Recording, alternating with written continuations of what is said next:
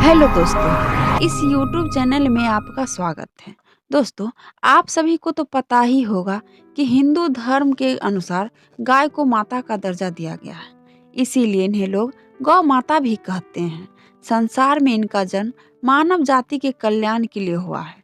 लेकिन इनके साथ ऐसा क्या हुआ जिसकी वजह से हमारे भारत देश में इन्हें लोगों का जूठन खाना पड़ता है।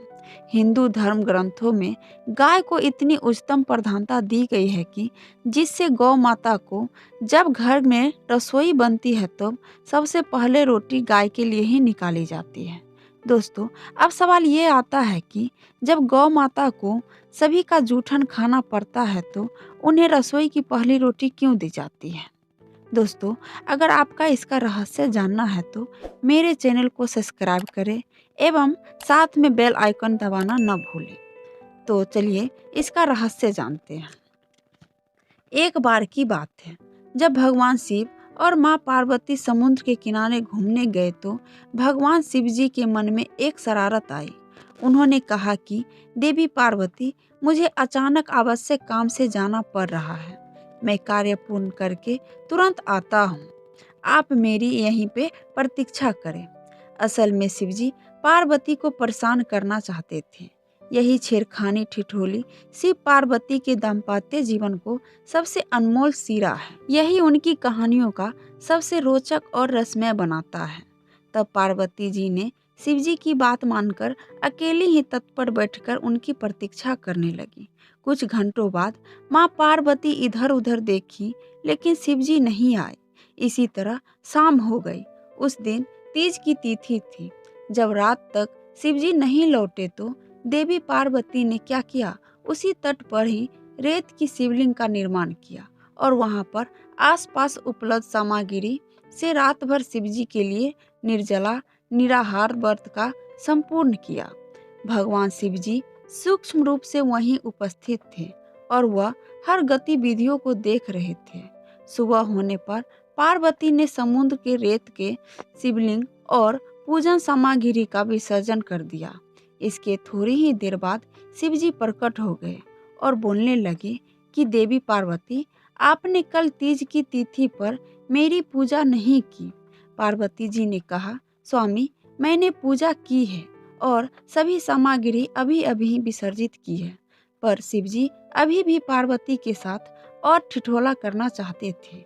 उन्होंने कहा कि पार्वती, मुझे पूजा का कोई चिन्ह दिखाई नहीं दे रहा है। अगर आप पूजा की होती तो मुझे प्रमाण दीजिए। अब तक माँ पार्वती भी समझ चुकी थी कि भगवान शिव उन्हें जानबूझकर सता रहे हैं, क्योंकि जो जगत की हर घटना को साक्षी है, उन्हें प्रमाण की क्या आवश्यकता है। देवी पार्वती भी इसी हंसी मजाक का भरपूर मजा ले रही थी। शिव जी की बात सुनकर माता पार्वती ने आसपास देखा तो उन्हें एक गाय खड़ी दिखाई दी।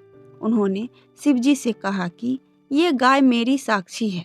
मेरे पूजा करते समय यह उपस्थित थी। शिवजी ने गाय से पूछा, क्या आपने पार्वती को पूजा करते हुए देखा है? गाय ने सिर हिला दिया, नहीं। शिवजी ने कहा, पार्वती, अब आप असत्य कह रही हैं।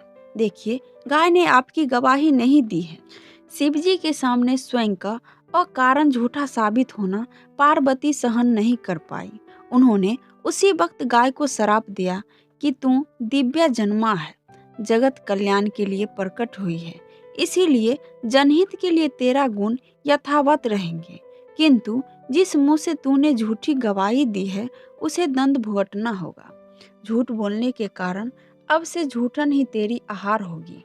इस तरह झूठ बोलने से गौ माता क्रोध की भागी बनी और आज तक उनकी संतति अच्छा भोजन प्राप्त करने के बाद भी झूठन खाने के लिए बाध्य है। दोस्तों, अब सवाल ये आता है कि गाय को रसोई की सबसे पहले रोटी क्यों दी जाती है। दोस्तों, आप सभी तो जानते ही होंगे कि गाय को माता का दर्जा दिया गया है और दिव्य तुल्य माना जाता है। जब गाय को पहली रोटी खिलाई जाती है तो इससे देवता प्रसन्न होते हैं। आप भगवान को भोग लगाए या गाय माता को पहली रोटी खिलाए, दोनों का फल एक समान ही होता है। धर्म ग्रंथों में कहा गया है कि गाय में 33 करोड़ देवताओं का वास होता है। इससे सभी देवता प्रसन्न होते हैं, व्यक्ति की हर मुरादें पूरी होती है और व्यक्ति के परिवार में खुशियां का वास होने लगता है। यह परंपरा बहुत पहले से चली आ रही है। दोस्तों, यह रहस्य भरी कहानी आपको कैसी लगी, हमें कमेंट में ज़रूर बताएं एवं मेरे चैनल को लाइक करें, सब्सक्राइब करें और शेयर करना न भूलें। धन्यवाद।